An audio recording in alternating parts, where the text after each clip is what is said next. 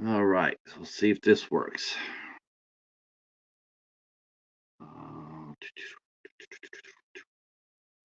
Okay, let's see if that works. Uh,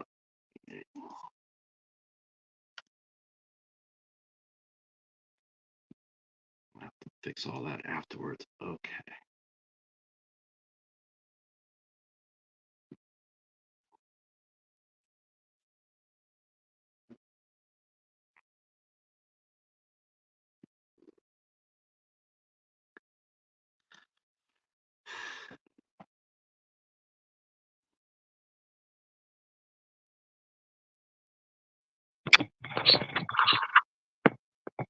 All right. Testing 1, 2. Testing 1, 2.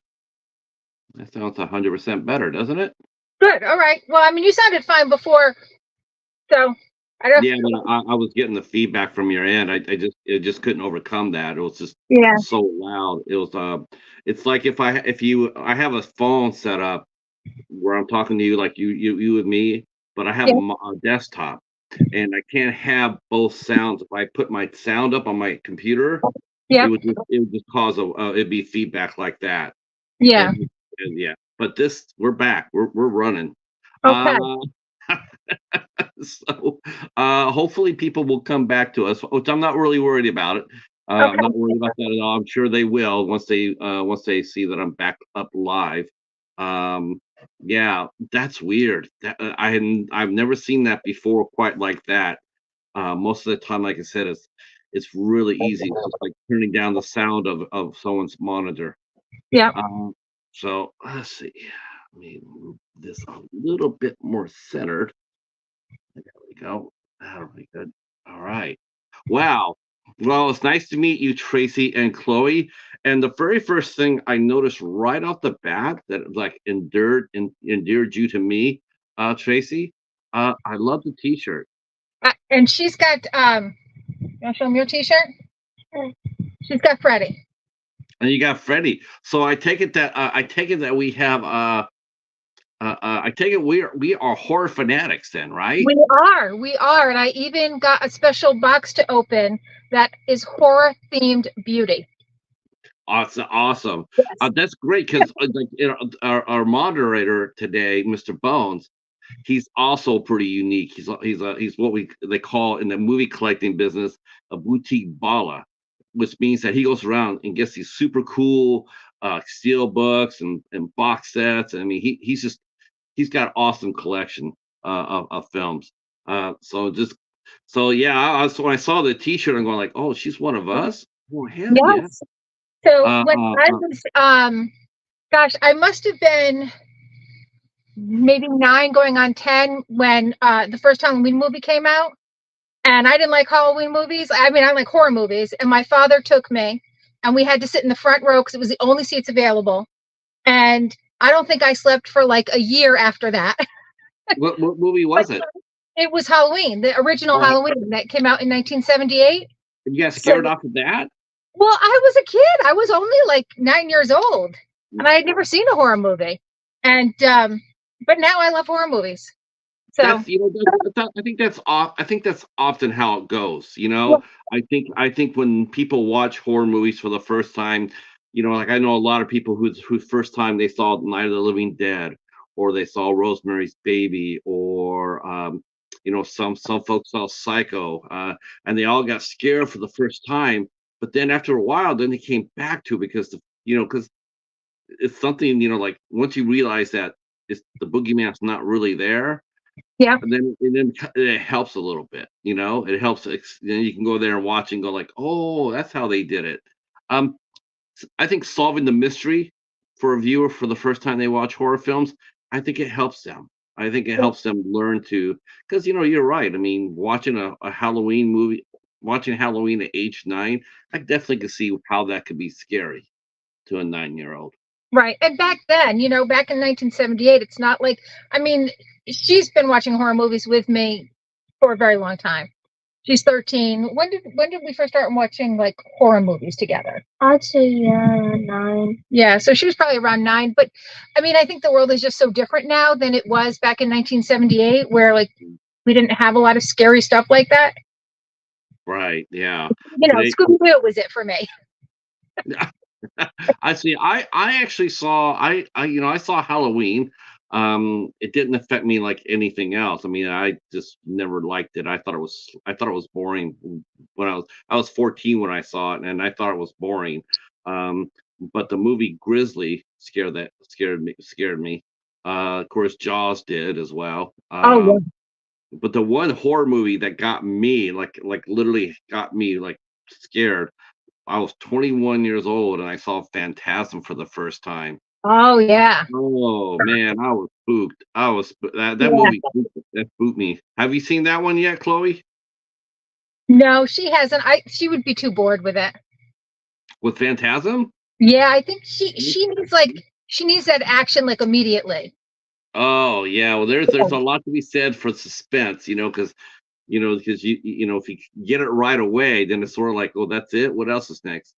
So, but I mean, what kind of movies do you guys watch together? Um, as far as that goes, like what are some of the recent horror films that you guys have watched as a mother daughter? And Um, who buries their faces most? Does Chloe bury her face in your shoulder or you hers? oh no, there's no face bearing. Nope. No, there's more like critiquing. Oh, oh, really? Yeah, there's more Critiquing, like critiquing. So have you seen Hereditary then? No, I haven't seen that. You'll be doing a lot of that during that movie, I guarantee you. So I love the t-shirt. I love the t-shirt. I love the fact you guys are in the horror. I think that's great. I did not know that about you two. That's of course that just like I said, it endears you more to our side of the YouTube community. Basically since most folks come over here because I'm always talking to somebody in the movie world, Yep. a director or an actor or a producer, and it's a lot of fun. But it's nice to be able to talk to just normal, people like you and I, and talk about what scares us, the things that go bump in the night. Yeah. Unless you're bones, and nothing scares you. Uh, uh, Paul says, "Horror scares me, can't watch." Yeah, yeah. A24 scares me, but not for the reason why people think. So how was your day today? Were you guys nervous about coming on today? Is this the first time you've ever been interviewed by a fellow tuber? Very first time. I can't see. That really blows my mind.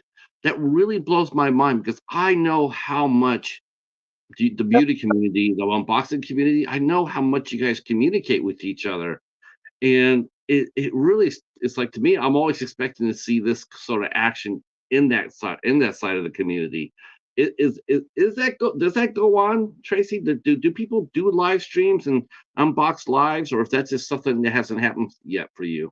Mostly what I see is so sometimes Arlene over at Unboxing with Arlene does some lives with her sister who lives a little bit further away from her. So sometimes they'll do one like Ipsy, Mask Mondays. A lot of people do lives for that. Sometimes people will do makeup lives.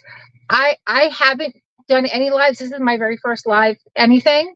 Although there's always some amount of chaos if I'm home. The light ring will get knocked over, maybe the camera with the big lab. Let's see. Our good friend Hobbs Horror, King of the Spooktacular, all October long, is here. Mr. Bones wants to know if you know Makeup Mom and Son. I do, yes. Actually, we do a collab together the first Sunday of the month. It's the Sassy Divas, and like there's a different theme each month. But I've done other collabs with her going way back. She was one of the first people I actually did a collab with. We makeup. It was like a Dollar Tree makeup, so we had to just use Dollar Tree makeup. Now, how was the Dollar Tree makeup? I mean, is it is it good stuff, or is it stuff that you, huh? No, at least not at my Dollar Tree. They only have like LA colors at our Dollar Tree, which I don't really care for. And so I was glad when like we weren't going to do that again, mainly because a lot of it is just if I'm going to buy something, I want it to be cruelty free, because I have animals. So, you know, I would never want to see an animal harmed for beauty. And I don't know that LA Colors is. There's nothing on it that says it's cruelty free. It also just doesn't last very long. Aren't cosmetic companies, aren't they required to actually put that on the labels of the makeups? Aren't they required to say, cruelty free product or lab tested product? Aren't they supposed to put that on there, or am I mistaken about that? I don't know. I know the cruelty free ones usually do say that. I don't necessarily, if they do say that lab testing happens, it might be in very little letters, and I would need like really strong glasses for that. As I get older, my eyesight gets worse. So I'm that person who takes pictures at the grocery store and then blows them up so I can see what's in something. Yeah, I'm like that too. My eyes, I'm nearsighted, and I have a cataract as well, so I have to be really careful about that. But yeah, a lot of times they catch me doing what they call magooing because I'm so nearsighted. So like sometimes when I talk about a movie or whatnot, I have to get really close to read it. So it gets real close, and you'll see that. Actually, you'll see a lot of us do this, and they'll read in the back of the movie, and we call this magooing, which is a real term. Um, so yeah, I'm nearsighted too. I struggle with that. Um, but so it's the only makeup that's somewhat decent um at your Dollar Tree, because I know Dollar Tree has always changed products, right? They sometimes they have good products, sometimes the one store has a good selection, the other store has a bad selection. Is it hard to gather if you're doing a collab with somebody? Is it sometimes hard for you to get something on the Dollar Tree level to bring back to do the collaboration, or sometimes you just sit there and say, yeah, I'm just gonna go get something I like. Yeah, I have so much makeup from the beauty boxes that I don't typically go out and buy a specific palette for a collab, because I'll look, and out of like I don't know how many we have, probably over 200. It's a little insane. But there's always going to be something that I'm going to find. So I don't typically go out and actually buy it.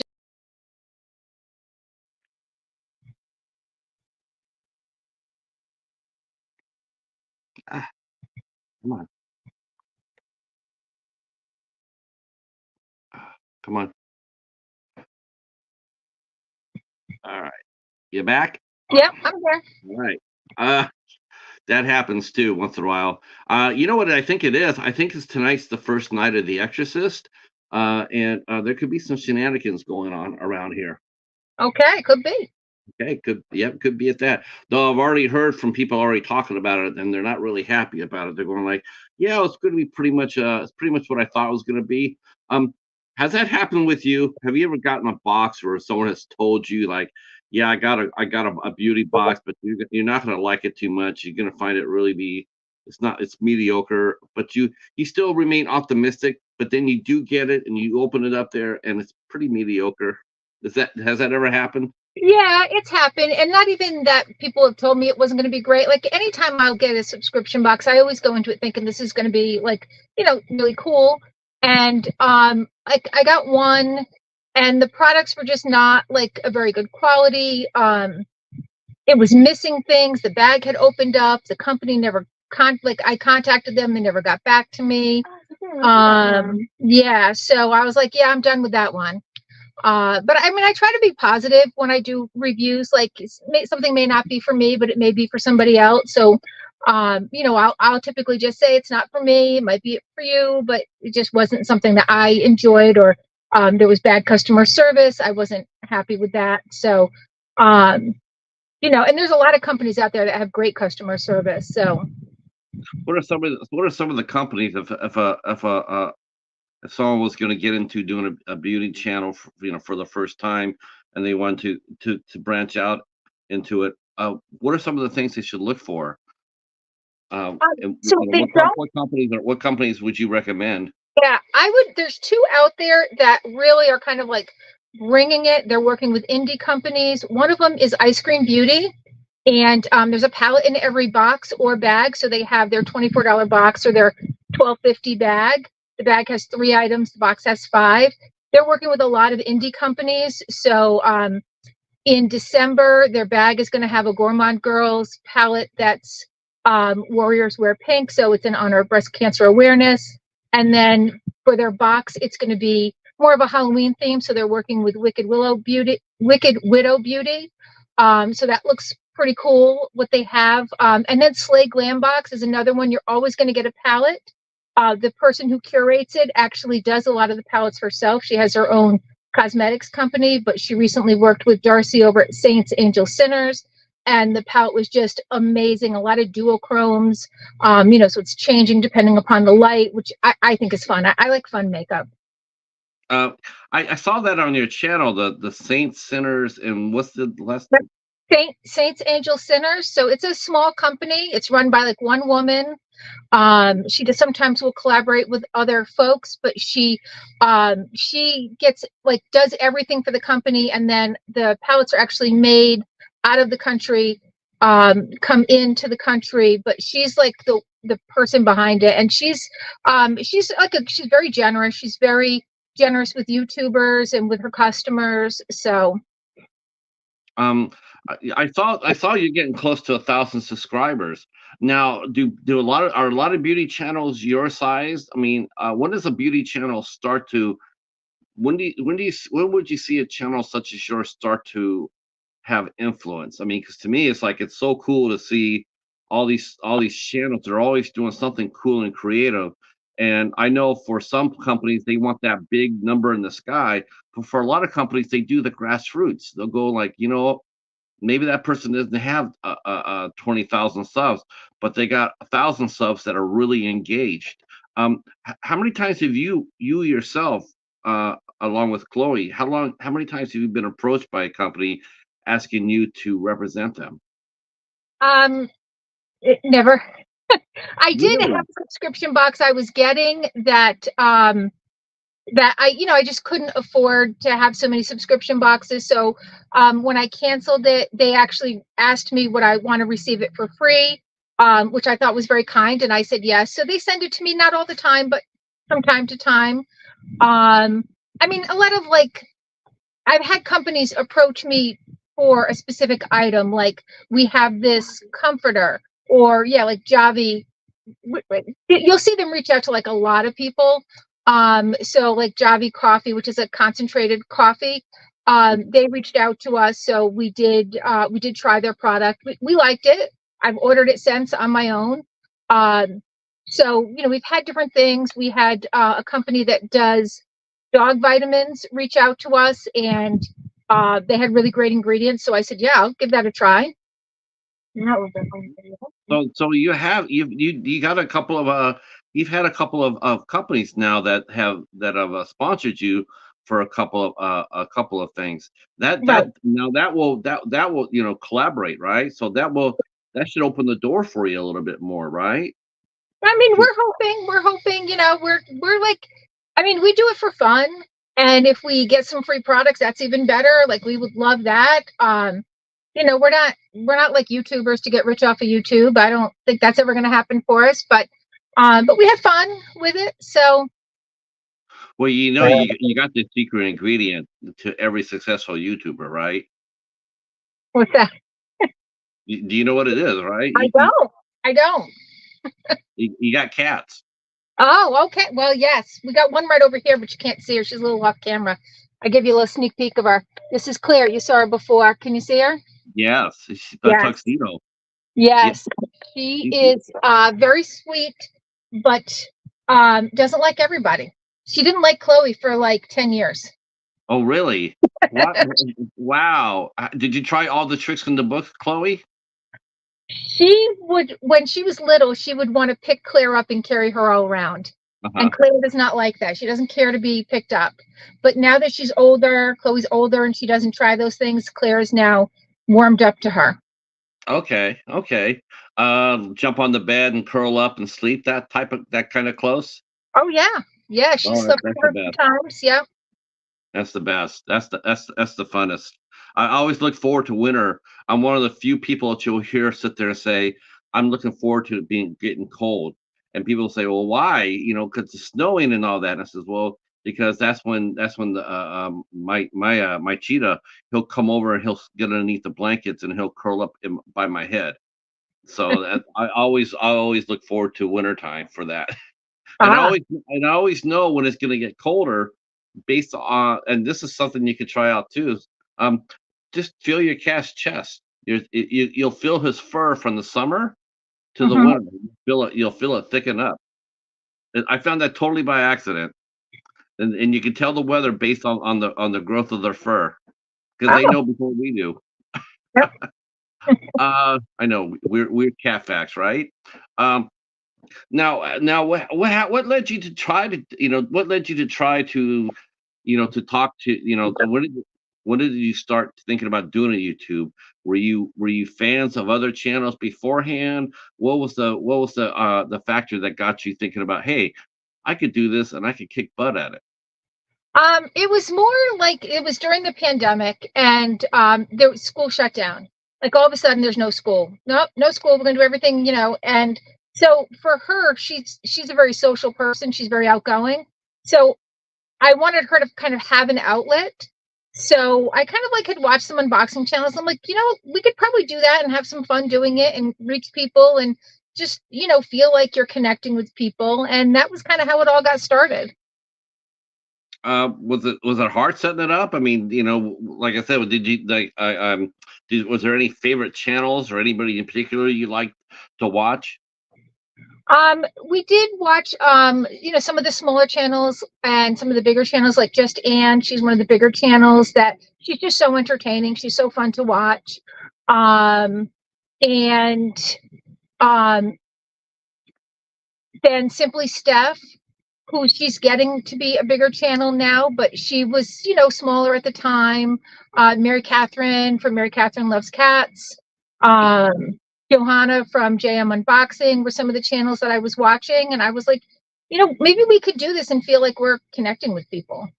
The one I really like a lot is that Stephanie from Glitzy Gem. Oh She's yeah, amazing. She's amazing. I yep. love her channel so much. I think her channel just rocks.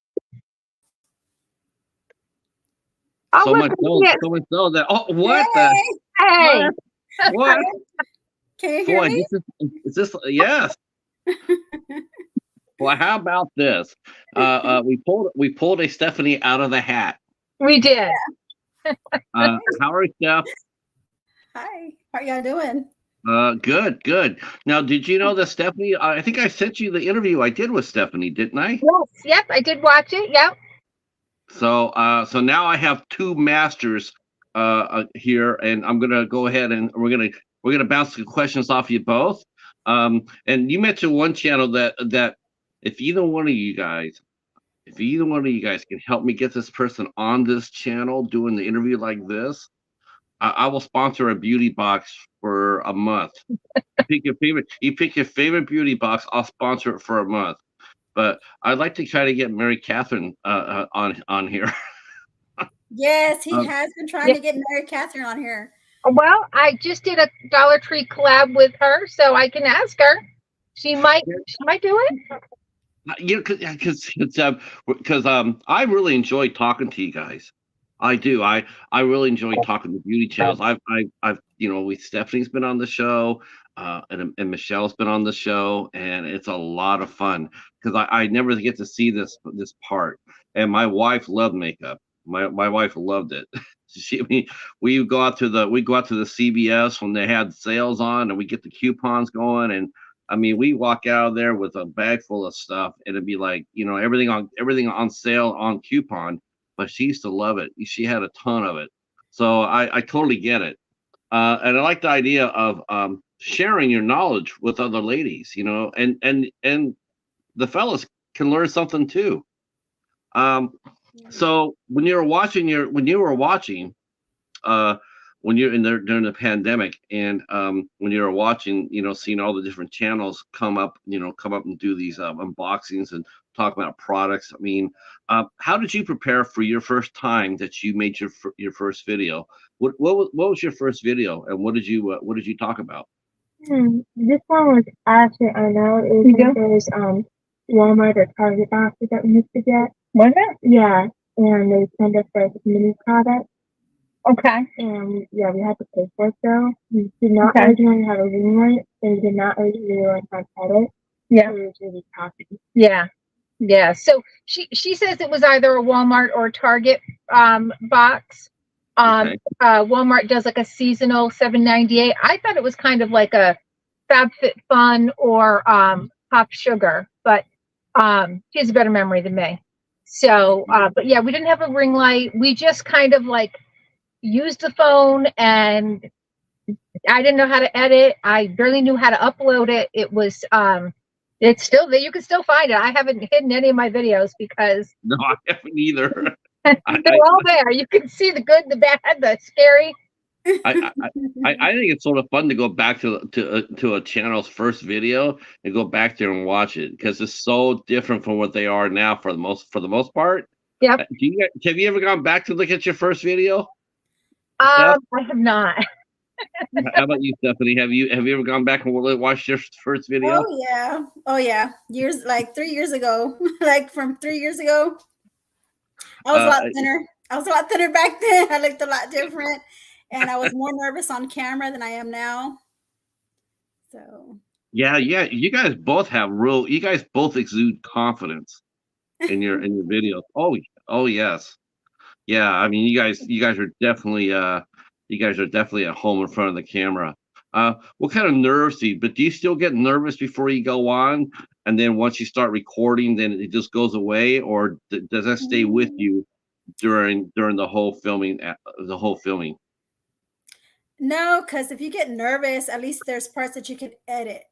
So on the parts that you look like you're nervous, you can always edit those out and just redo that part again. In my experience, but Yeah. now I don't get nervous anymore, like I used to. But yeah. Does it help do the video for you, Tracey? Does it help do the video knowing that Chloe's there with you? Well, she's not always there with me. But I don't know. I'm not like when I was in high school, I was like that drama geek. I was like drama kid geek. I run groups now. I'm a therapist. I run groups. So I'm an introvert who can be an extrovert when they need to be. So I kind of like just feel like, you know what, I'm just sitting down talking to like one person. So I don't know. I just kind of don't. I'm like big the audience. same way. I'm like the same way. I'm an introvert, and but I can fake with the best of them. I can come out here and put out a good show. But yeah, I'm pretty much quiet too. What kind of, if you don't mind, without getting into any specifics, but what kind of therapist are you? Cognitive behavioral for the most part. So anything that falls under that CBT realm. I have my own private practice. I also work somewhere at I work at a correctional facility, and that's where I run groups. So okay. That must be that's going to be a little bit different. It is a little bit different, but it's a women's facility, and I just love the work I do. I don't mind going in there every day. I just here's folks who have made some bad mistakes, some of them really bad mistakes, some of them unforgivable mistakes, but they're still human beings, and they still deserve somebody who can help them try to do something different. And so that's kind of where I come in. I just remembered one of my friends said that her somebody from her family, I think it was, and her aunt was that romantic one too. I gotta ask her the name because you might know her. I might. I didn't know that about Tracey. I didn't know that you were a therapist in a correctional facility. Yeah. Well, I do groups in the correctional facility. I'm a therapist outside of there. But I run groups. I do we have volunteers that come into the facility. So I'm the coordinator for that. So if there's an event, I coordinate the event that the volunteers are coming in. I do that. I do assessments on people. That's your daily job?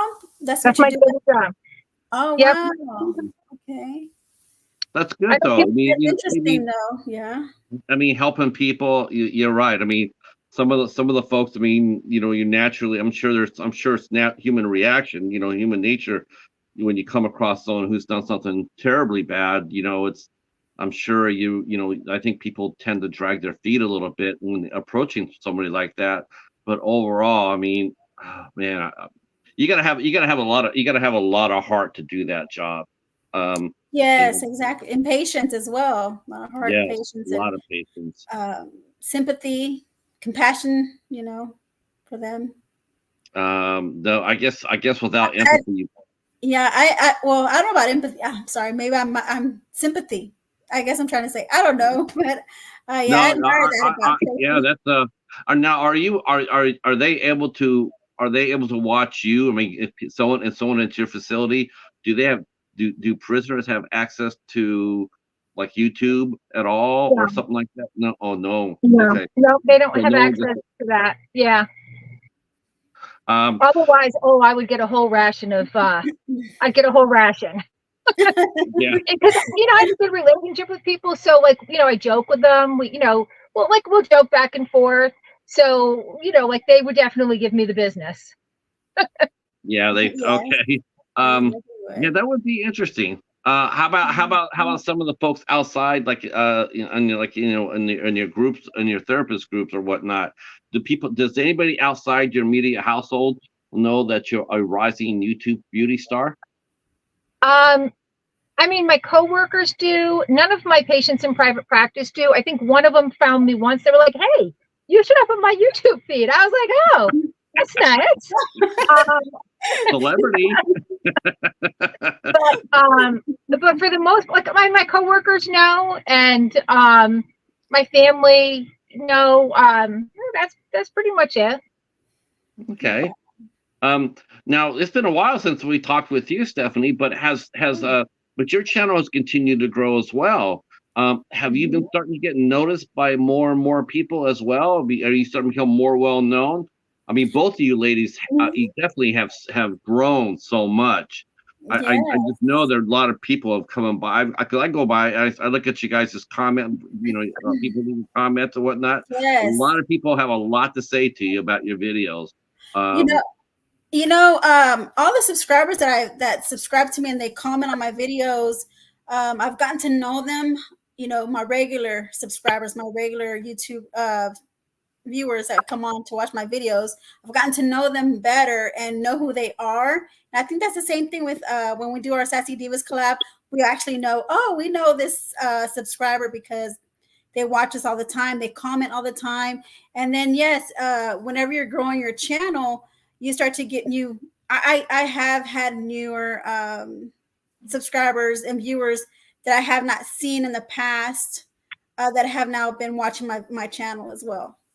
And they've been commenting. They've been coming on here regularly on my channel as well. So, were you surprised when you started getting feedback, Tracey? I mean, what kind of feedback did you start getting when you first started? Doing your unboxing. What did you do unboxing right off the bat, or were Yeah, you that's doing what we beauty started with. Nope, we started right with unboxing. I actually hadn't been wearing makeup for quite a while. Just a busy life, getting a young child up and ready in the morning, making sure that doing the mom thing, making sure lunch and everything was done. That I really just kind of fell off of even wearing makeup. And I don't even know if in my earlier videos I even had any makeup on, to be honest with you. And it wasn't until we did that Dollar Tree collab, Steph was in that with makeup, that and then we followed that up with like your whole face with one color. That was like I just started wearing makeup, so I didn't even have much makeup at that point. I didn't do any beauty boxes. It was all lifestyle boxes. Other than like the Target boxes, which were like $7, and you got mostly like not makeup, but more like hand cream and toothpaste and stuff like that. But it was a mixed bag. Like there were some people who were really positive, and then I can remember, and I always remember, like there were a lot that would give like positive feedback or like tease, like, because she gets sassy. She's always been that way. She will be. you know, and they would joke with her. But then there was one woman who was just downright mean, and I just blocked her. Like, just mean. Like, I don't need that feedback. If you don't want to watch us, don't watch us. Like, why do you have to tell me, like, I would watch you more, but your kid is too loud and blah, blah, blah. And I'm like, block. Yeah, you don't need that. No. And there, I mean, it does surprise me a little bit, a tiny little bit, but like I'm not used to seeing like minors with their parents doing a YouTube video. I've seen a couple, but a lot of times parents tend to not, they tend not to have their kids with them, or they'll mention them, but they not necessarily show them on camera. You must feel really comfortable with because because Chloe must understand what you're doing and the responsibility that comes with it. Did you have any trepidation about putting Chloe on camera with you? And what do you guys do together as a mother-daughter versus just you as a mother? Mm-hmm. You mean like on the channel? So at first I was a little nervous, but I just felt like she needed that connection, and it was the best way that I could think of. And I mean, we have a pretty protective environment, so I wasn't real concerned about, people kind of tracking us down. I mean, I have a Facebook account. I have no information on there. It's just my name and that's it. So, I wasn't too concerned about that. It was more like wanting to reach out. If there's food, she's there. She will work for food. What food will she work for? What food will she work hard for? I don't know. What food will you work hard for? She's fine with everything. Yeah. Mostly they'll eat. I like a lot of vegetables, fruit, seafood, birds. I'll eat pretty much anything. Did you have to bribe her to come out for this one too? Did you have to pay her food to come out and do this one? I did get her rotisserie chicken from Costco, and that is her favorite. You know what? I'm gonna probably have to edit that out because future guests are probably gonna come on and just gonna sit there and say, "Yeah, I'll do your show with you, Patrick, but I want a rotisserie chicken like that, like Chloe got." Tracey, did you tell them about your unboxings, the snack unboxings that you do? Yeah, so we do from time to time. We get snack boxes that we unbox together. Those are her favorites. We get like a healthy one, and then we were getting this other one, which were more like really rich desserts, which we enjoyed, but we didn't end up really finishing them all because they were some of them were just so sweet. But the healthy snacks she did like. I remember the time you gave me a cupcake from one of those boxes. Oh, here we go. A few weeks. And halfway through eating the cupcake, I discovered there's mold. My parents are really good at giving me food poisoning. This is like the 4th time. It's mostly from my dad, though. Does your husband get involved with the shenanigans too? I know a lot of husbands and boyfriends, they won't have anything to do with the beauty aspect of it. But if you roll out a snack box, they're there in front of the camera. He won't get in front of the camera, but he'll eat those snacks the minute nobody's looking. You should just have him have a paper bag over his hand, like have him come in with a paper bag, and that's his character. The unknown snacker. Just have him come in and just grab a snack and just have that hand come out like this. Like, that's my husband, y'all. That's my husband. That's right. And if he likes the snack, he can have a big old happy smile on the bag. And if he doesn't, then he can have you can have a sad face on the bag. Like, no, this isn't good for me, or He could be a sock puppet. Yeah. Blindfold and not let him know what we were giving him. There you go. Okay, so which company? Well, there you go. Here you go. Here we'll raise the stakes up a little bit. So, not only will we have to get Mary Catherine and Smudge on the show, but if you do that, I'll give both of you guys each a sock puppet. Okay. That's good therapy, right? That's right. Look, this is gonna be women power right here. Collaboration. This is the might of women uniting together. My personal favorite is, it always makes me laugh too, is Mask Mondays. Okay, Oh, so I know. I look Mask Mondays are the times whenever I do my masks. that is so much fun. When did you get a okay, I think, well, I'm gonna let Stephanie tell us again when she got involved in it, but when did you start doing Mask Monday? We don't really do it regularly. We just do it from time to time. One time I did a collab where we did like 7 days of masks for March Madness, but it was Maskness. I've done a couple here and there, but I never feel like I have anything like, what am I going to talk about on a Mask Monday? I don't know. We did one where we did like a Would You Rather, and that was kind of fun. Like if I have her to talk to in there, then we'd probably just be chit-chatting the whole time. But we don't really do them that often, because I would want her there, and with school back in effect, like it's just hard to get her in front of the camera. Yeah. Well, Chloe, would you jump in front of the camera for Mask Mondays? It's out of time. And if there's food. One snack box, the Chloe Express coming up. What's been your favorite mask so far? I have to go now. See, do you have your Mask Mondays on a playlist? Please tell me you do, so we can go look at it. I have a playlist that has Mask Monday on there. That's awesome. I don't, because we haven't done it that often. So that's what it means. You gotta do a mask. You gotta do Mask Monday with a cat mask. Favorite face mask? Yeah, what's your favorite face mask that you've done? Not on Mask Monday, but I like the Do of the Gods. I really like that. So Do of the Gods makes one. What is it? Fiji? I think it's Fiji or Fuji. Yeah. Something like that, yeah. What's it called? I think it was Fiji or Fuji. Yeah, it's like Fiji Fuji by Do of the Gods. Yeah. And yeah, so that's the one that she likes. I've tried so many of them. I like the peel off masks actually. The ones that set and you have to peel it off. You should wear the mask you have on your shirt. I know. Do they have a mask like that for mask? Oh yeah. You guys need to go to Spirit Halloween and pick up a Jason mask. Every Monday we wear our Jason masks. Every Monday. That's right.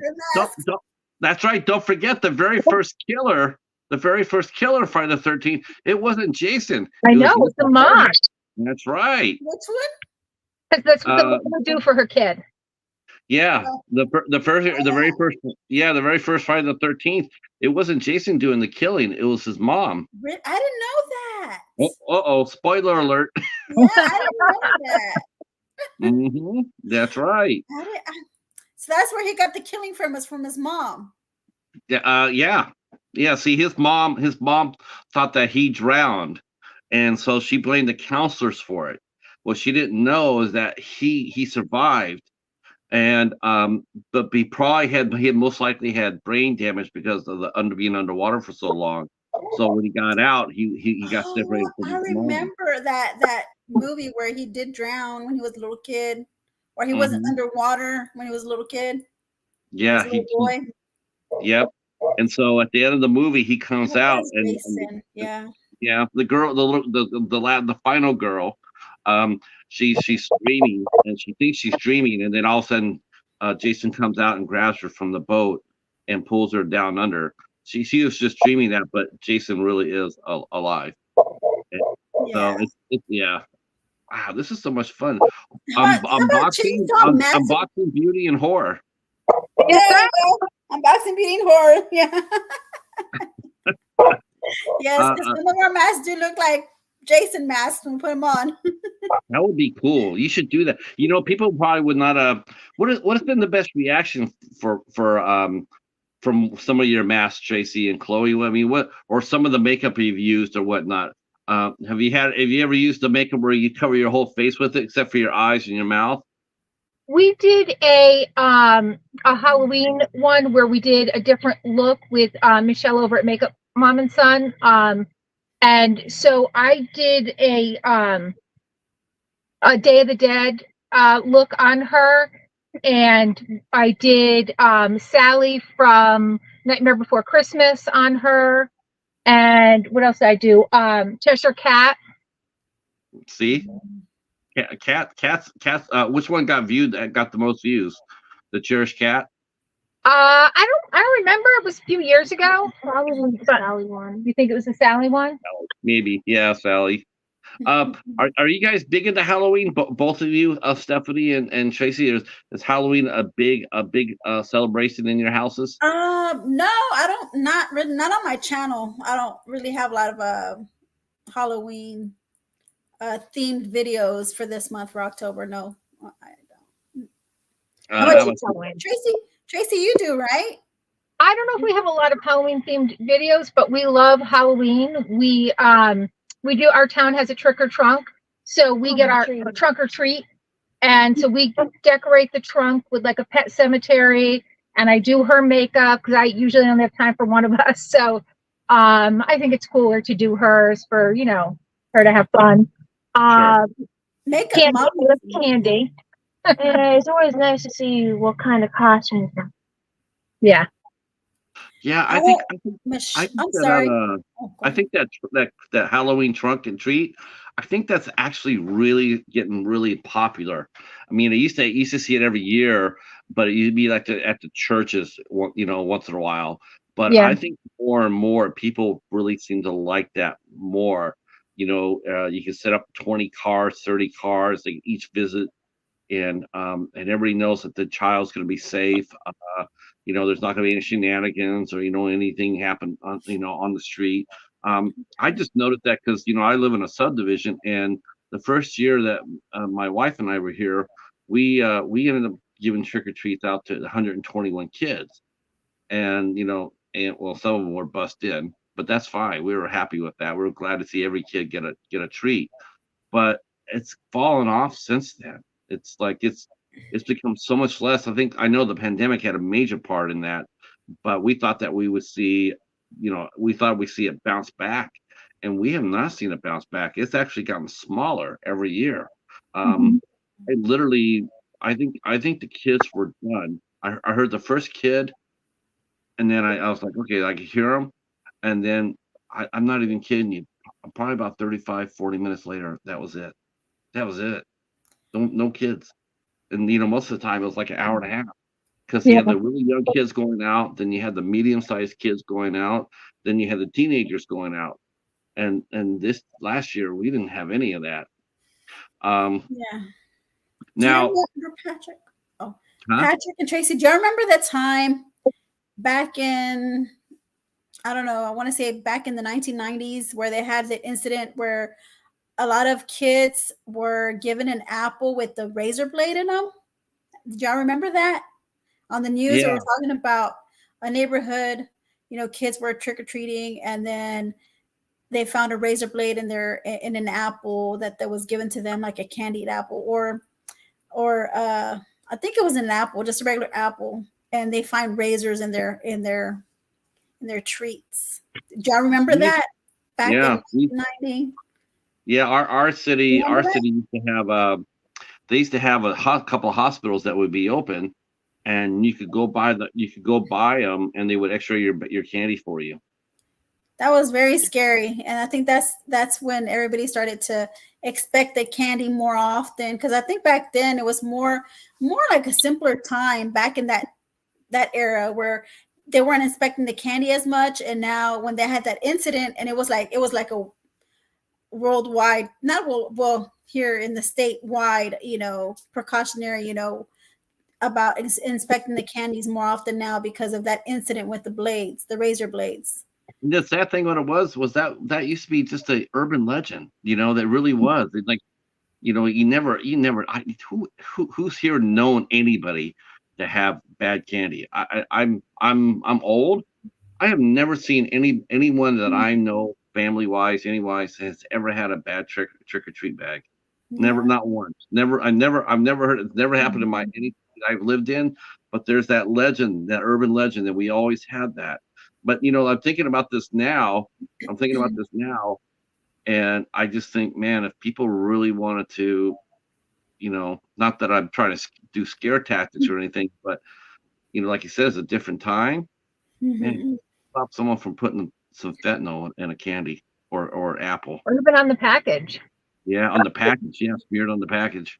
That's scary. You're making it more scarier now, Patrick. You're making it more scarier. You know what? I'm inspired. I'm inspired by Tracey's shirt. She got me in the horror mood right now. But we do got the king of Halloween in the chat though. Our good friend John. Hobbs Horror. That's right, Hobbs Horror, king of the spectacular. The spectacular lasts all month long. On the midnight hour show, they do watch-alongs, they do trivia. Hobbs, he asked. In fact, I'll send you each the question. You guys can each partake of the spectacular.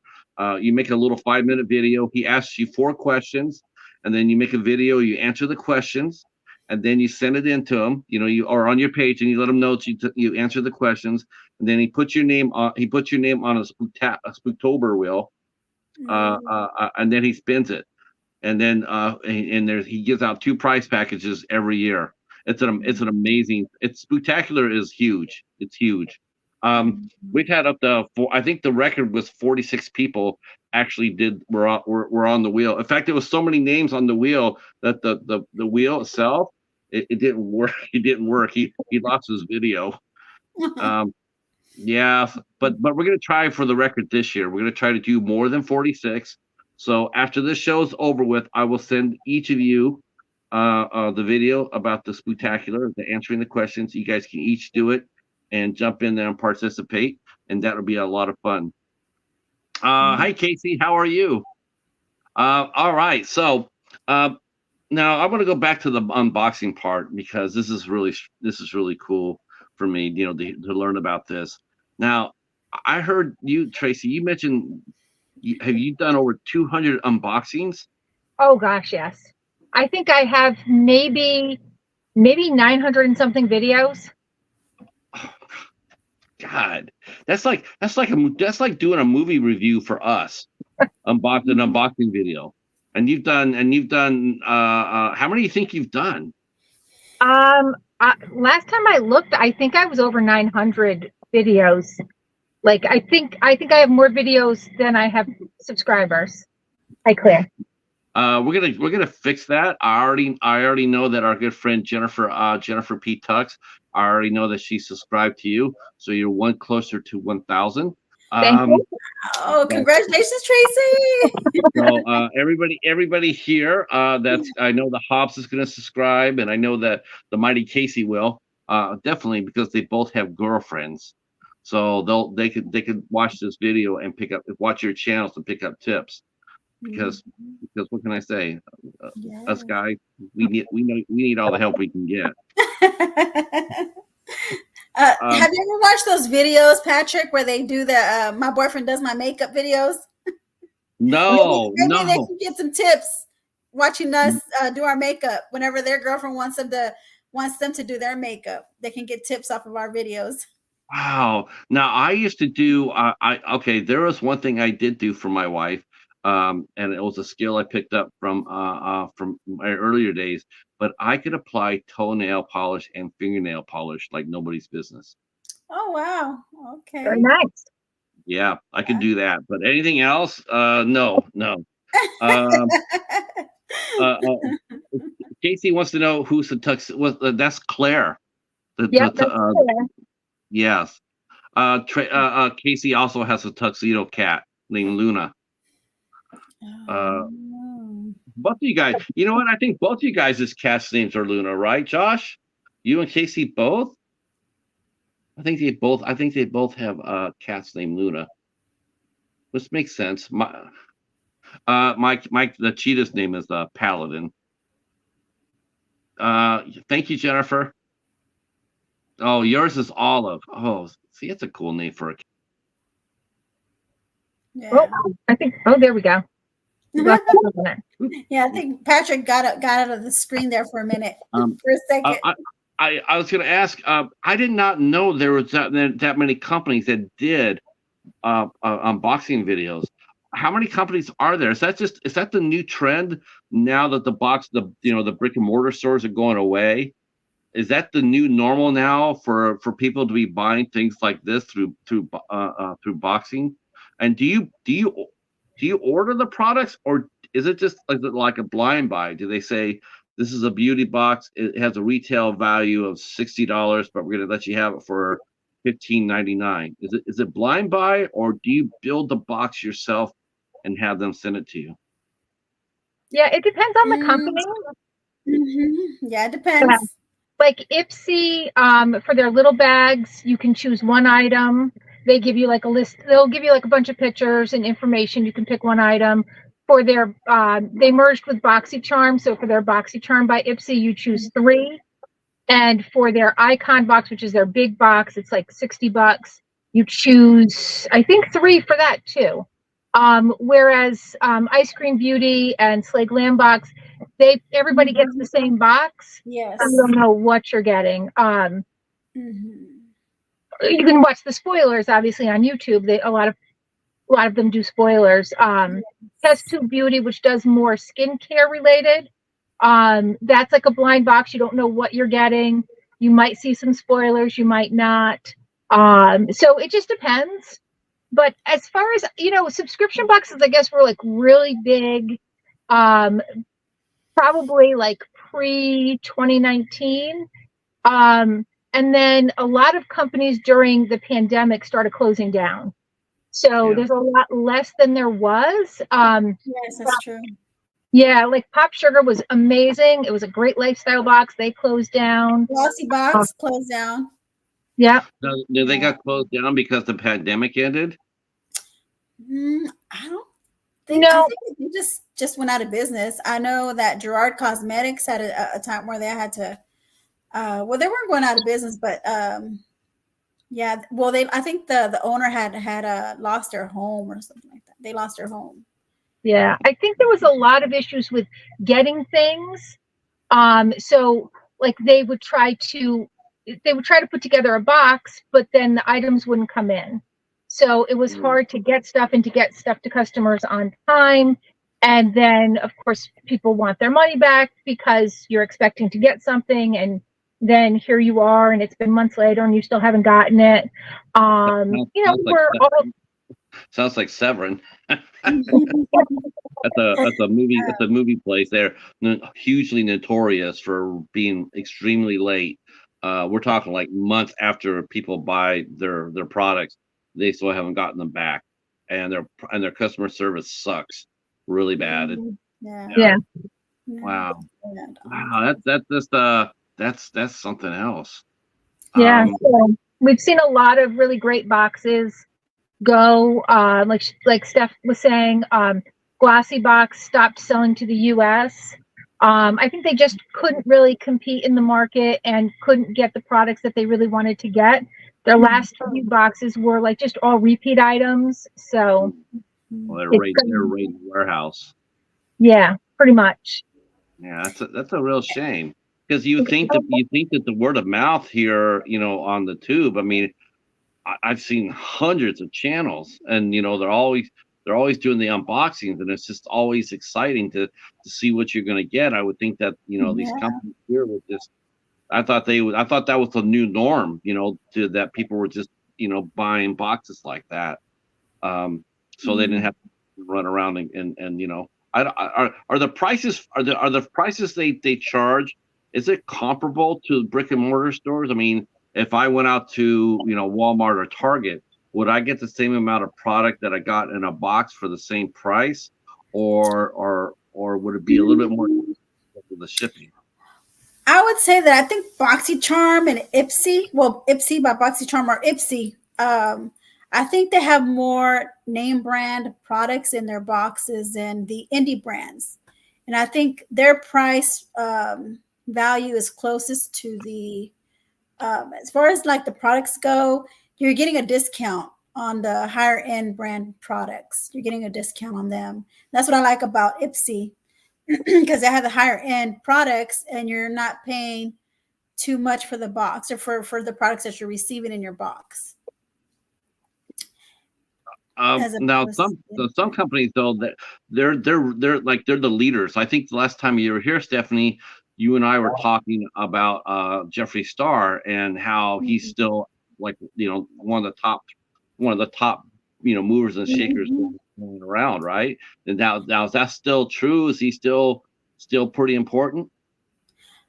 I've tried his palettes already, and I really don't like the formula of his palettes. It was more like a hype thing, I think, back then. Last year, I think it was when he was really hyped. It was really hyped up in the market last year and the year before that. And I had bought the collection. I had bought some of his palettes, and as soon as you start wearing them, like maybe your first or second try wearing them, on the third one, the powders in the palette, the eyeshadow palette just start to look like talcum powder. They don't, they move around, they don't stay in place, and they're expensive palettes. Yeah, They're expensive. that's really expensive. So I was disappointed with the formula, for real. To be honest with you, with Jeffree Star's formula, I really got disappointed with it. I was more. I guess I got caught up into the hype of it all. And now, then how do you guys avoid that as channels? Because I know a lot of times where people will, they're expected, like if someone gives you a box, like, hey, we're going to give you we're going to give you coffee or something to try. How do you maintain, like, let's say you did try it, and let's say it's not all that, it's like it's it's not all that, but they sent it to you and they want you to review it. How do you handle, being honest about it? Like, yeah, I just thought this was terrible. Versus versus the other side, which is like, oh my gosh, this is the best coffee ever made. So I can say, like with Javi, part of the contract was if you don't like it, you need to let them know, and maybe they, like you'll still get to keep it, but maybe they don't want that review. I mean, I'm a coffee lover. She's a tea person, but she'll drink coffee. And it was good. Like I said, I mean, I've bought 2 more bottles since, but it's usually in that contract that if you don't like the product, you need to let them know before you post anything. So you have to sign a contract before you do review? Not for like anything that I buy, but the companies that have approached me, which was like Javi, the dog vitamins, they both gave me a contract of that, like over my email, that I had to review and then e-sign. And it says basically like within 2 weeks you'll post a video, but if you don't like the product for any reason, please contact us immediately. Maybe it's a question they need to answer, or whatever it is, but they want to know. They're not going to like charge you because now you don't like it, but they're probably not going to want you to make that video. Wow. But, I think that's I think, did you mean to say Hobbs wants to know about taco powder? Is it taco powder or talcum powder? Talcum. Like Okay. baby powder, talcum powder. Okay. I was gonna say I don't know. I didn't think there was a taco powder. I mean, Taco powder. There is taco seasoning. Yeah. Well, how about this? Have you ever done a review where you have gotten a product like, let's say the coffee, like, okay, well, they sent it to me, I didn't like it. I told them that, hey, you know what, I didn't like it. But the product is yours. The product is yours. It's like, okay, thanks. There's still nothing for you not to be able to review it. You mean you're not getting paid for it? And has any company ever offered to pay you for a review? Like, like we'll give you like the next box for free or the next, product for free. Have they ever done that? No, they offer like Javi offered affiliate links. Mm-hmm. You get a discount probably, but you won't get like compensation or anything like that. Yeah. I think that probably is something you guys need probably just a little bit more. What's the size of the companies? Because I know people talk, but what are some of the sizes of the YouTube channels to where you start seeing some of these folks actually starting getting paid for their voice? You know anybody? Is there anybody in your side of the pond that has actually gone out there and said that, yeah, we get paid by this company to It seemed like Temu was doing that forever and a day. It seemed like everybody a hot minute was just pushing Temu all the time. Was that because giving away free stuff, or they were just trying to buy your channel, buy your influence? No, I think it's just well, yeah, they're trying to get us to influence their brands, on Temu. Also, what other company was it that they were? iMethod Beauty was also another one that was also offering free product for you just to come on and just review their products just for free. They weren't compensating you. They weren't giving you a discount, but they were sending you the product for free. So that was kind of like a perk, maybe, because you're getting it for free instead of having to pay for, out of your own pocket.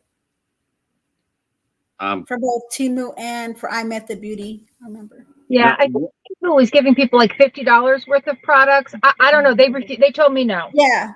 I applied and they were like, no, we don't want to. I was like, okay. Now that's just they don't like you. Is that just basically just based on size more than anything else?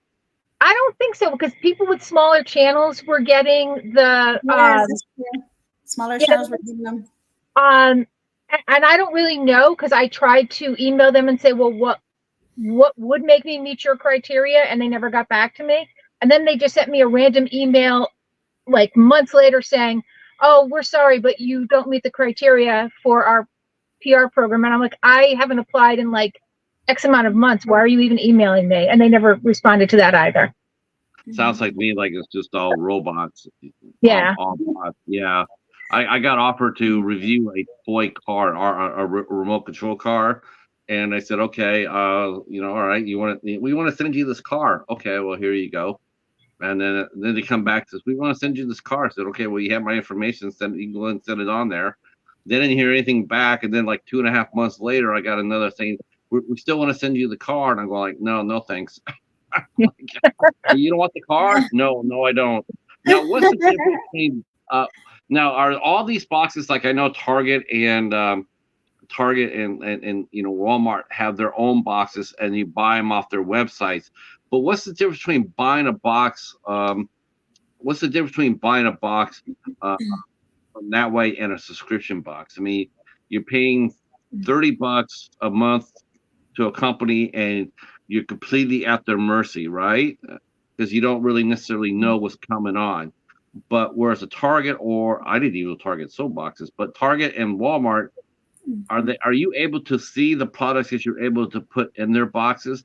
Is that and pick them up at the store too? Does that make buying let's see if I can put this right.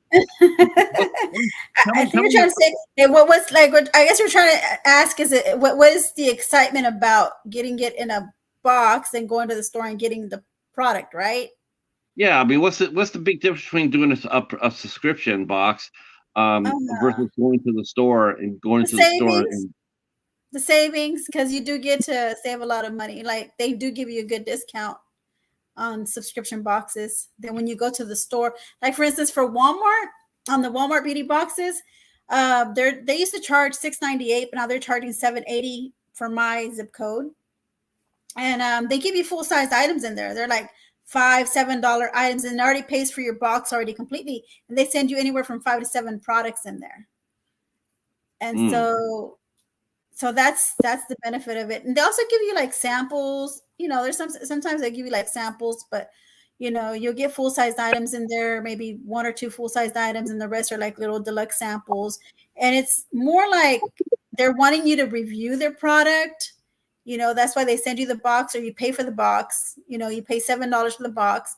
They want you to review it. They want to know what your feedback is on the products that you received. Mostly that's their type of trying to get their brands out there, their name out there for everybody to come shopping. But the prices are going to be, I think Walmart Beauty Box, the prices on their products are actually more true than most of the other subscription boxes, because you go to Walmart, it's just a set price. When you go to Walmart, you walk into the store, let's say the product that was in my box, I can go to the store, I get it for about the price that it says, what Walmart sells them for. So I think they're more true to price than like all the other box subscriptions like BoxyCharm and Ice Cream Beauty and all the other box subscriptions. I think they kind of like have wholesale where they buy their products at wholesale, and then they say what their value of their product is when in reality it's cheaper. It's much cheaper because they get it for cheaper because they get in bulk quantity because they're sending the subscriptions out to everybody. So who buy their subscriptions. So that's what I'm saying. Okay. What goes inside, Tracey? What goes inside your review? I mean, how do you review? Do you have a set way? How do you do it? And if so, how much influence does Chloe have in doing the review? Do you bounce off ideas off each other? If she doesn't like a certain part of it, but you do, I mean, how do you guys decide on if a product passes or not? So we kind of blind open the boxes, so I don't know what's in there necessarily, other than maybe what I've chosen. And you'll see us just talk about it like right there, just like having a conversation. She'll be like, I don't really like that, and I'm like, oh, well, that'll work for me. We just opened. We just got the ColourPop Haunted Mansion collection. And she loves lippies, but she was like, I don't like that lippy. I don't like that lippy. I'm like, well, try it on. Like, we're just, you'll see us banter back and forth. So I like to see that part where they kind of talk to each other about the product and they, debate about it and, Now, is that all on the fly when you do that? I mean, you're not writing anything out, right? That's not scripted. That's just wow. Nothing we do is scripted. That's got to be a lot of fun. That's going to be a lot of fun. I like write down in like with BoxyCharm, you can, or with Ipsy, at the beginning of the month after you've chosen your products, they'll reveal your whole box, and they don't send a flyer, so it doesn't give you information. So I will go and look at like, what does it say the retail value is? Like if I had to go out to Ulta or Sephora and buy it, what does it tell me about the product? I like to know, one of the things I've been trying to show more often is what are the ingredients? What do they do for you? Is it cruelty free? Is it vegan? That's really important. That's really important. For me, I wouldn't, even for, not for my wife, I wouldn't buy for my wife. I mean, if because because I was actually a pretty good Christmas shopper, so a lot of times I go out there and I shop for her for Christmas. But one of the things, I know she liked makeup, so I would always go. But one of the things I always ask, and I don't think it's never, especially for the fellas anyway, but I don't think they look into that aspect of beauty very much, and that is the cruelty-free aspect of it. To make sure that your makeup is not being tested on animals. That just really bothers me a lot. Right. Is that still going on in the beauty industry? Here's one big thing. So some companies like Elemis was always cruelty free, but in order to sell on mainland China, they require them to do animal testing. So companies that have traditionally been cruelty free are no longer, so that they can sell in mainland China. And other companies are like, well, then we won't sell in mainland China. And so that's a company where if I'm putting my money into it, that's what I want to put my money into, is the ones that are saying, well, then we just won't sell to them. Like, if that's what we got to do, forget it. What companies are doing that? What companies are selling to mainland China? Is there any known names that we should know about? Well, I know Elemis just within the past, I think, year or two, has started selling on mainland China, so they are no longer cruelty free. That's like one of the really big brands, and that's like, it's very expensive beauty too. Like a little jar can cost you $60-$80. Money. And I like the products, but I'm not going to go. I'm not going to even pick that out for my box, pretty much, because it's just. Oh, I just couldn't do that. Yeah. I'm glad. I think that's probably do you think that's probably? I mean, because both of you ladies growing up, but I mean, do you think that's probably been one of the biggest changes in the beauty industry? is the fact that they finally, because before they would never listen to it. People, be a bunch of people out there protesting, but it'd just be a couple of voices. But it seemed like once the animal rights groups start together and organized, it seemed to force the beauty companies to come correct and stop doing animal testing. Do you think that's been the most singular, most positive aspect of beauty in the last 25 years, 30 years? Or you think it's the availability of the product, the price of the product? What do you think has been the most important thing for women's beauty and cosmetics the last 25 years? I think it's the stopping the animal testing, as well as finding clean ingredients and finding vegan versions of, so like squalene versus squalene, which there's like a difference in a letter E, but one of them comes from ocean animals, and the other one is a plant-based. So finding those things that they can substitute and make it vegan, so that they didn't have to kill an animal for me to not have wrinkles. Like, I'd rather have the wrinkles. So Right. I think those are some of the, and trying to use more eco-friendly packaging. That's been another big move in the beauty world, is moving away from plastics, single-use plastic, and trying to do more things in sustainable packaging. How about you? I agree with Tracey. I think that really impacted a lot in the beauty industry was the cruelty-free and the clean beauty. I think a lot of people are more purchasing more of those products as well. And yeah, I haven't used a product, that doesn't say cruelty-free or vegan or anything like that. I mean, most of my products say cruelty-free and vegan that I use. So what do you see? What do you see as far as collaboration goes? What do you guys like about collaborating? I mean, how does a collaboration work now versus to when you first started on the tube?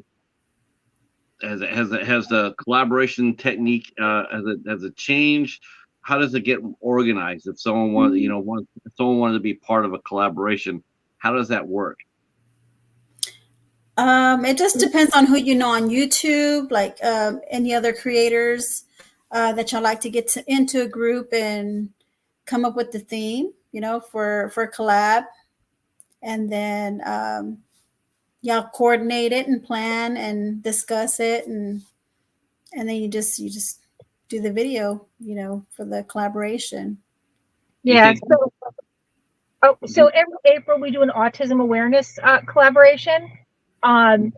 Because Chloe was diagnosed very young with autism, mainly because I noticed some things that just didn't seem to be age appropriate. So every year we do one of those, and I reach out to a bunch of yes, I remember that. I was in that one. I remember that. So even people I don't really know that well on YouTube, I'll reach out and be like, "Hey, we're doing this. I hear you talk about mental health a lot." Like Sweet and Sassy Sarah, I had never talked to her at all before behind the scenes, and she has this huge, like 26,000 viewers, and I'm like, well, I got 500 viewers, but I'm going to ask her anyway because she's big into mental health, and she was like, absolutely 100%, I'm so there. So I think it just depends, who maybe who you feel like reaching out to. You never know who might say yes. Yes. We got our friend Steven from the House of Horses here. He says, hi, how's everybody doing? We're having a great night tonight, Steven. And Hobbs has a question for you ladies. See, look at that. See, us fellows are coming together. We're holding it down. We're asking questions. So Hobbs wants to know, two-part question here. Do you see a lot of Halloween boxes? Yes. Do you guys ever go outside the beauty box? I mean, I know that you did coffee one time, but do you ever and snack boxes? But do you ever go outside anything else? I mean, is there any other collaboration or any other subscription boxes that you guys get that's not just purely beauty? I get clothing ones, which are some of my biggest views. Which the clothing can be rather expensive, but I get the biggest views with those. And I get, some nice clothes to wear to work. Besides the snacks, I do have, like I said, I do have with me and every month is a horror themed box. But I do have with me a horror themed box, and a lot of the items are part of the Halloween box. I do a Dollar Tree one with Miss Jackie Russell and a bunch of other people, where you go and you buy 10 items from the Dollar Tree and you show them, and that's pretty much, kind of a fun thing where you can just get whatever you want based upon whatever the theme was. Yes. Oh, that's now you actually do have a Halloween box that you're going to show us, right? Yes, I do. That's right. In the honor of the spooktacular, Tracey will now open up Halloween unboxing her Halloween box. Yeah, so this is the company is called Cerynda's Enchantments, and she does this Pandora's box of indie obsession. So it's $25. You can get one box, you can get it monthly. There's $5 shipping, and she doesn't make any profit off of this. This is all for the love of connecting people with indie brands. She herself has her own company where she makes body oils and sprays and essential oils and incenses and stuff. So I actually reached out to her and I said, well, I get this box in time. I'm not asking for anything free, just I want to get it on time. And she said, order the remix box, but I'm going to throw in a bunch of extra stuff just to show people the variety of things. So the October box is the Pope's Exorcist is the theme. So it's always themed around a movie. I haven't opened this, so I just all I did was take the tape off, because sometimes they're taped up pretty good. And she said she kind of did things separately. She said she was able to get in 5 of the Pope's Exorcist box items for me. Next month is Supernatural the musical. That is next month's theme. So if you were, she probably sent you some crucifixes, probably some holy water. Well, it's mostly beauty, so it is indie. So this is typically what you're going to get for the $25. I did get this once before I think it was last Halloween, and it was Halloween themed.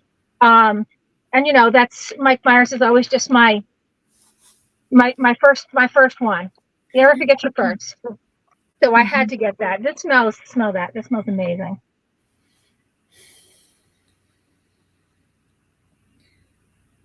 So we have some bath salts, and these are from a previous box. These are Chucky, Child's Play bath salts. And the company that makes this is, how fun is that? I can't remember, they're tiny. Right here. What's the company? Is it Charles Ray? So Forever Shine, which is an Etsy company. She also does her own subscription boxes at Forever Shine, and she does probably the most interesting advent calendar out there for the holiday season, which that's like big. What do you think? What does it smell like? Oh, it has like a maybe blood orange. Oh, that would smell really good. Yeah, smells good. Sounds like it smells good. And we have a little eyeshadow mini, and this is by Halloween Cosmetics. Wow. So it's kind of like a neutral, but it's a shimmery. I don't know how well that's coming out because it's almost the same color as my skin. I can see it, yeah. But it's got a little shimmer on it. So you could also, anything with a shimmer that's not too dark, you can also use as a highlighter. So a lot of times, if I don't have a highlighter in front of me or it doesn't come in a box and there's a shimmer in that box and I'm doing a try on, I just whatever's in there, that's what I'm going to use. Mm-hmm. We have this other eyeshadow. I think it's a loose eyeshadow by Sugar Plum. Now this doesn't have. I think Sugar Plum's the name on. Oh, Sugar Plum's the name. Okay. I think so. Let me see. So it's this little kind of purple. She looks like she filled up your box pretty good. There's a ton of like a lot of sample sizes and everything. Yeah, a lot of single sizes. Like this would be a single shadow, but with some of the indie companies, like a single shadow like this could cost you $13.50. Right. Is that expensive in the world of beauty, or or is that just that normal? To me a single is it for $13.50. That's a little pricey. Yeah. Yeah, me too. That's It's a little pricey to me. I was like, man, I could probably get just thinking what I could get for $13.50. Yeah, I had a lot of coffees. So we have the Silence of the Lambs. Probably a lip balm. Little Clarice on there with a butterfly on her mouth. Oh my God, that's too funny. And this is a tinted lip balm by who's it by? If it's a lip balm, she's on it. Or anything. Uh-oh. Is there certain items that each of you get no matter what no matter what's in the box? Does Chloe get all the eyeshadow and you get all the lipstick or mascara? Is that she gets all the lippies? She's the lippy girl. Okay. Oh, that smells really good. Mm-hmm. We have this is Insidious is the and so a lot of these are from previous boxes. And that's so much fun. Yeah. It's called Pandora's Box. So this is there's another word to take off the cap, right? Yeah, I know. I was trying to give it a smell. I can't tell what it is. Can you tell me what it is? I don't have my glasses on. Hand sanitizer. Oh, it's a hand sanitizer. I was wondering why it smelled like alcohol. Probably because it has alcohol on it. Lip balm's like it's sort of like a cosmetic version of like chapstick, Pops. Chapstick. Yeah. So this is another chapstick, and I don't know. I can't say. It's all I can see is it says Amuse Bouche. It's going to grab it from me. I don't get to see lippies. Yeah, so cream, blush, and balm. So no lip balm, but lip balms are going straight to Chloe. Yes. Steven says it should have been a Silence of the Lambs lotion. Yes, it should have been. It definitely should have been. Lotion in the basket. It puts the lotion on its skin. Unless it wants the hose again. So another little eyeshadow in a purple, and I can't read that. You get to do the reading. It says Mythic Beauty Hands. Oh my God! I think we're gonna be putting Hobbs on notice. I think he should get his girlfriend Amanda lip balm, like the bomb. Yeah. The bomb. It's balm, BALM, lip balm. Yeah, we'll have to get Hobbs to invest in a Halloween box. And there are some other companies that like they're Halloween all year long though. They're not usually just Halloween once a year. Like I think it's Twisted Allure that does like bath salts and like just like bath and body stuff. How's you all right? No, you're not intelligent on this stuff. He's smart. He's smarter than you think. Eyeshadow. So it does say that this retail value is for $12. So just that single shadow. Wow. Now, how much does this box run you for? Or did they just give this to you to hype up for tonight? Well, so it's $25 for the bag. I got the remix bag because you get that immediately. But she threw in a bunch of extra stuff in the box itself. Okay. Just to kind of like let people know what else they have. We will put her link down in the description box along with yours and Stephanie's. We'll put the link down on there so people come by to listen to the interview. They can go there and yeah, we could do that. And again, for next month, if they are fans of the show Supernatural, it is going to be themed under Supernatural. So are you gonna get it? Of course we are. Of course.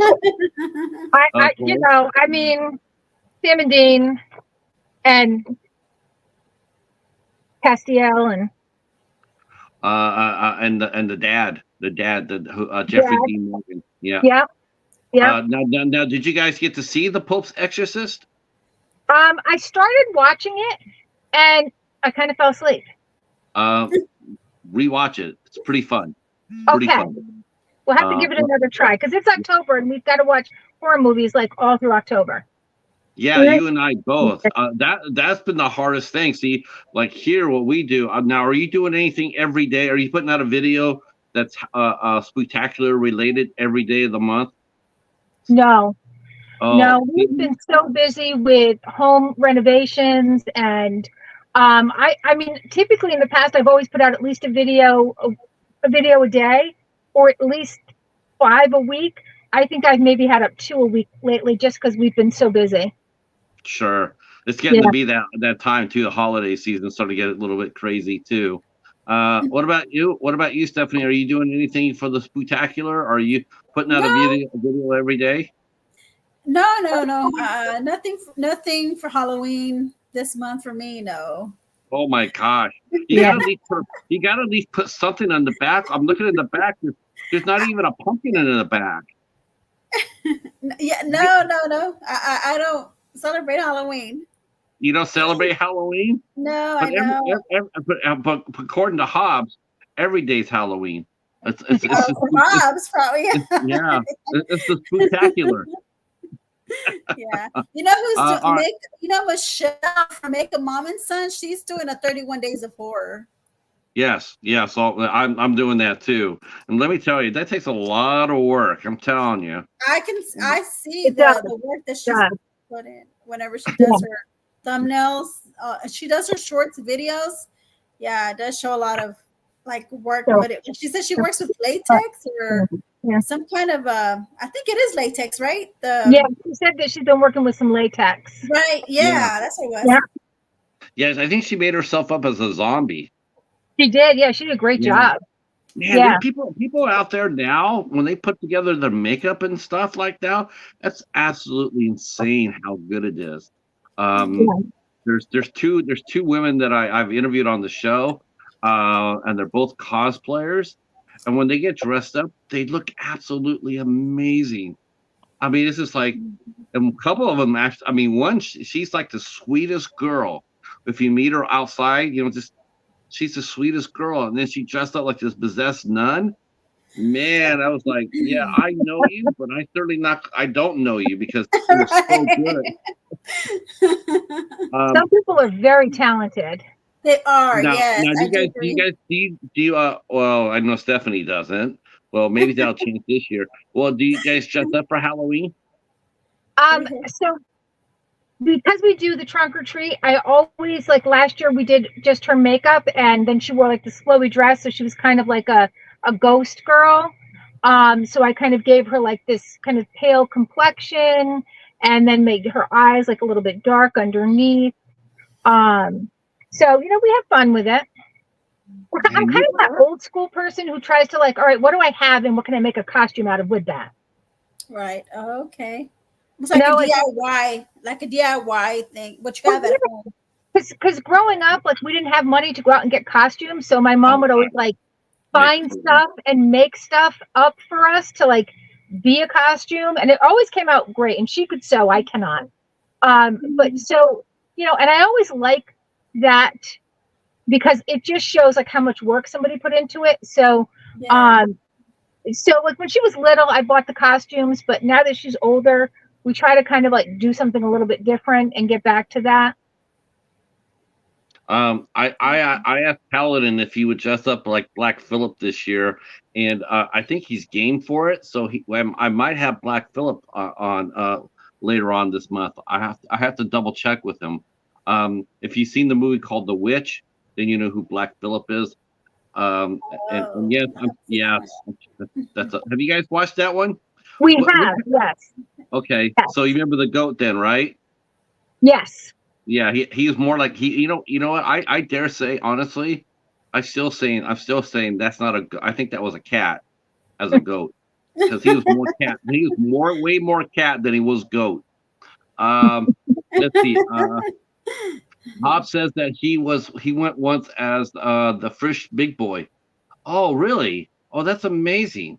I've seen people dressed up like that. The Big Boy, the Big Boy mascot. Yeah, I've seen that. I've seen that.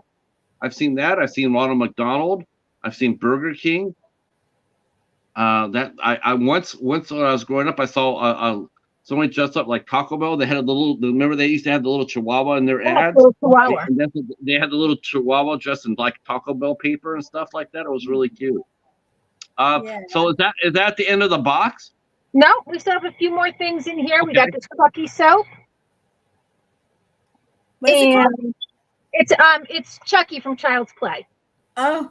So, and then we have this bath scrub here, and this is it's a whipped sugar scrub, and that doesn't have like a fun theme. We got some earrings here though. These look pretty cool. Oh. She doesn't have her ears pierced. She refuses. Oops, I keep going to the wrong. So we got little. Wow, is that a dress? What is that what is that? It's like a skull. Oh okay. Yeah, like a bird skull, right? Okay. A bird's head skull. Oh, yeah. That's like a bird's head skull. Oh, that's really cool. Yeah. So now, I will tell you that launching on Friday the 13th, there will be a Friday the 13th makeup thing on Glamlight. They have a whole collection. They do have their Child's Play. I don't get anything free from Glamlight at all.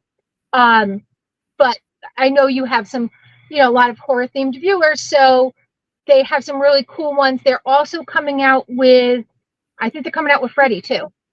But on Friday the 13th, they just did Ghostface from Scream. Wow. Yep. Oh my God, you've gotten something from that. We might. They just dropped it. And on Friday the 13th this month, it'll be Friday the 13th. Hopefully you need something from Addams Family. That would be cool. Twisted Allure did a box. Again, it's all bath products, but they did do an Addams Family one.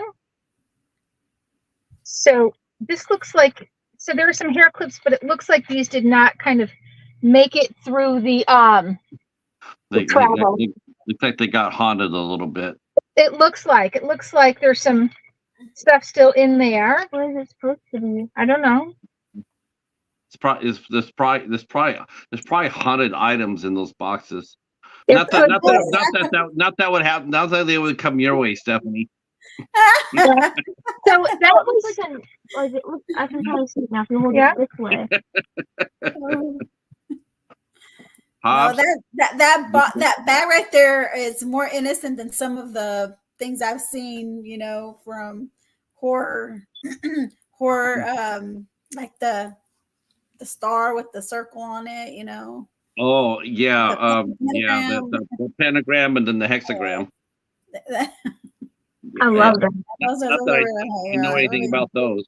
So these are just some extra things she sent me from her collection. She makes these herself. Amy at Cerynda's Enchantments makes these. This is a very, very, look at that. That is so cool. That is so cool. Man, she really what's the lady's first name? Cerynda? Amy. So her name is Amy, but her company is Cerynda's Enchantments. Okay. And I guess her family owned a lot of businesses. They owned a convenience store, and they started putting it in the convenience store. And she wants to open something for you. Okay. And so they still have that display because Amy and her husband manage the convenience store. So they sell this all year round then.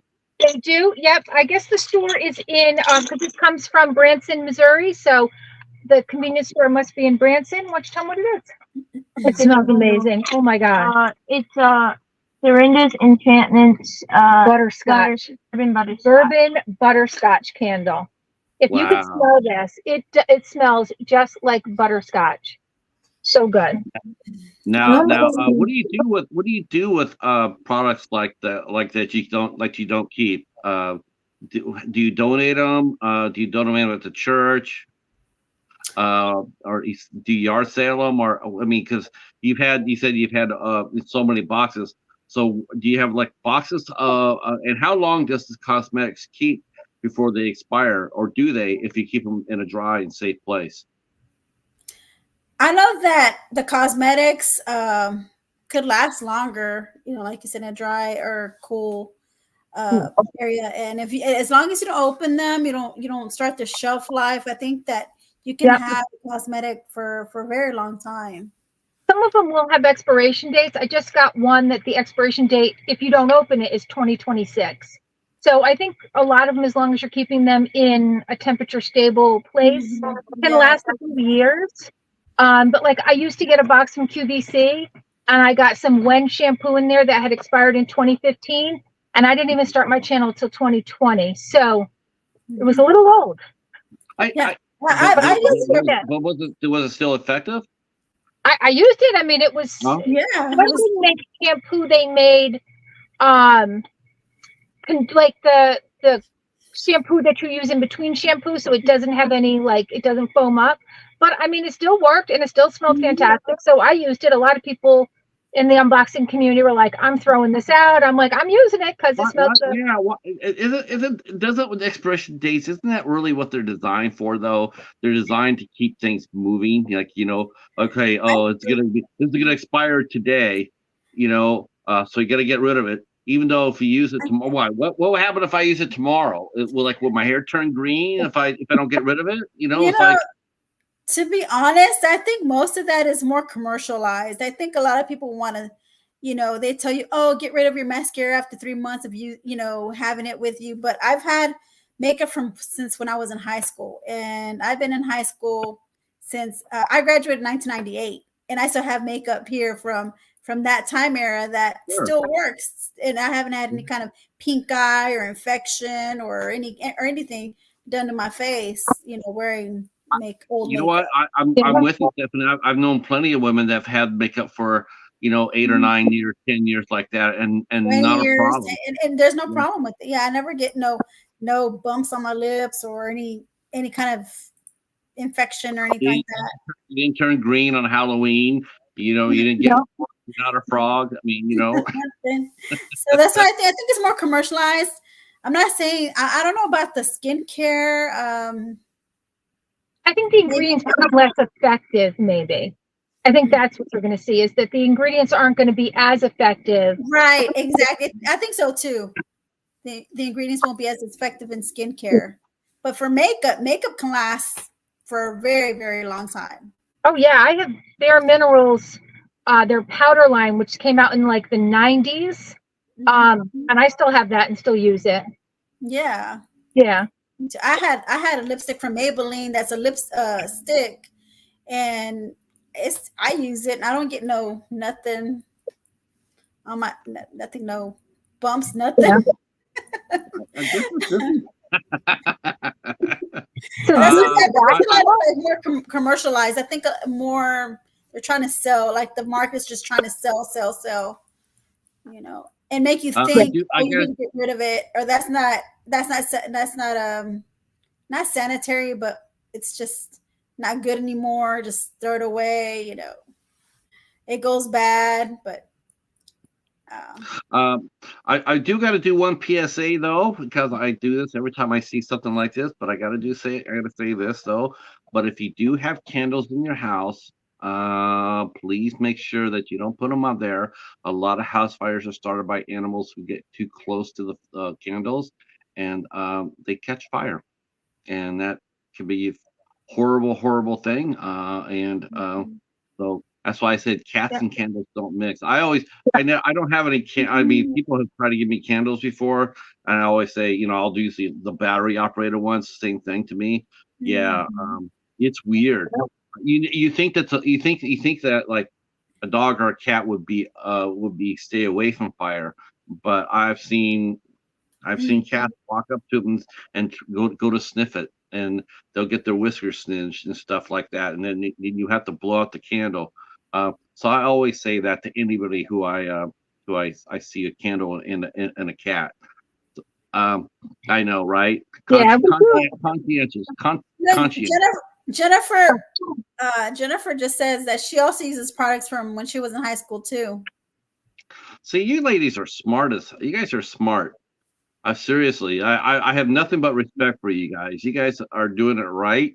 And I enjoyed this. I enjoyed this tremendously. We got to do it again too. So, Patrick, with candles, you can actually, have you ever seen any of those coffee warmer things that you put your coffee on top of? Right. You put the candle on top of that, and it melts, and it releases the scent just like if you were melted. They have those. Yeah, they do have those. They do. Yeah. You can buy them specifically. You can get one that has the lamp on top, or you can get the warmer on bottom. But that's a great way to use a candle when you've got pets in the house. Or you can do wax warmer. So that's what these are waxes. You just turn it on, and so you just break off a bar, and you pop it in there, and it's going to release all those wonderful scents that you would get from a candle.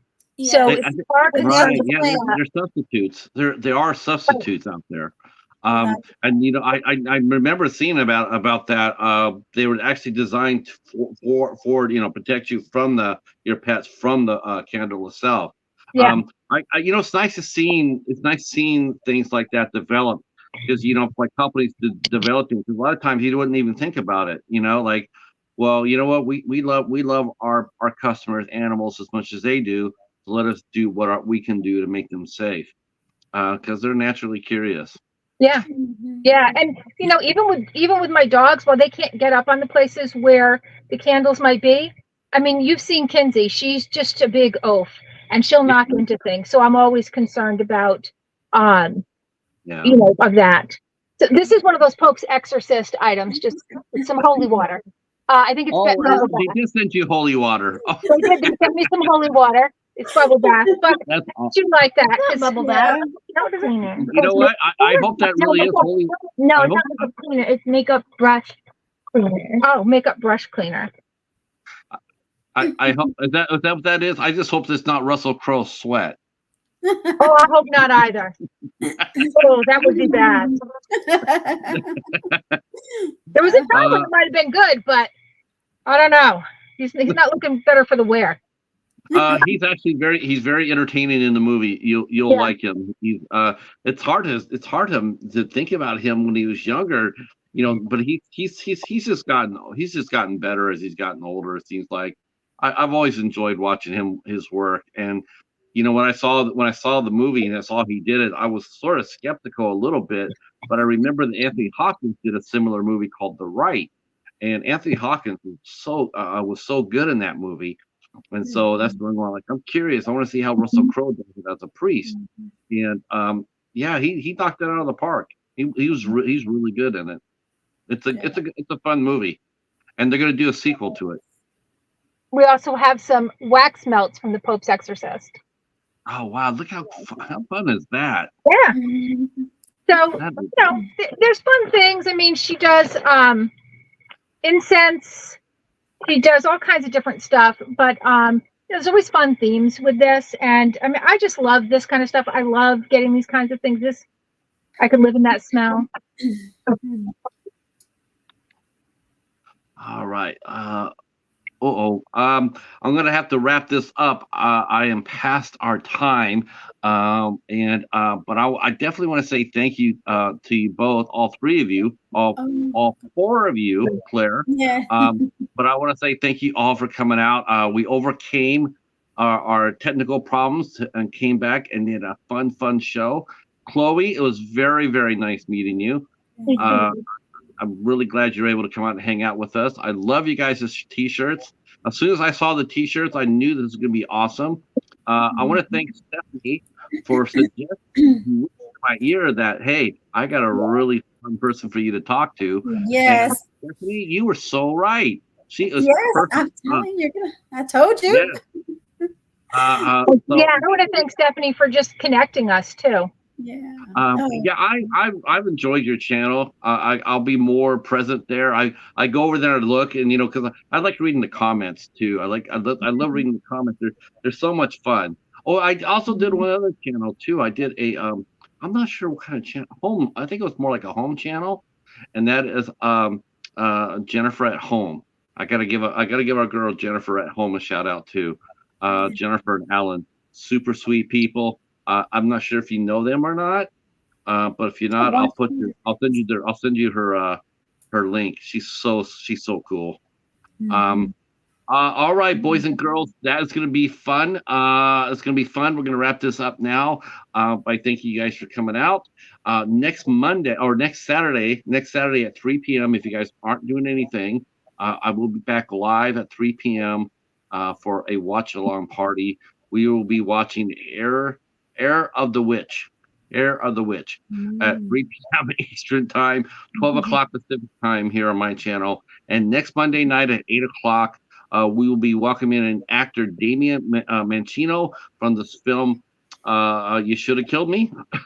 And he will be here, and we'll be talking to all things New Jersey and independent film and MMA fighting, all sorts of fun things with a very, very nice man. And I hope you guys will come out and support that. You ladies, you stay right there. I'm going to say goodnight to the chat. Thank you guys all so much for your support. I appreciate it. At 10:15. At 10:15, the midnight hour will start. It's the first show of the Spooktacular. So go on over there and tell Hobbs we all sent you over there, and we'll see you on Saturday. You guys stay there just for one more minute to the chat. Good night. Thanks so much. We'll talk to you soon. Yeah. Good night.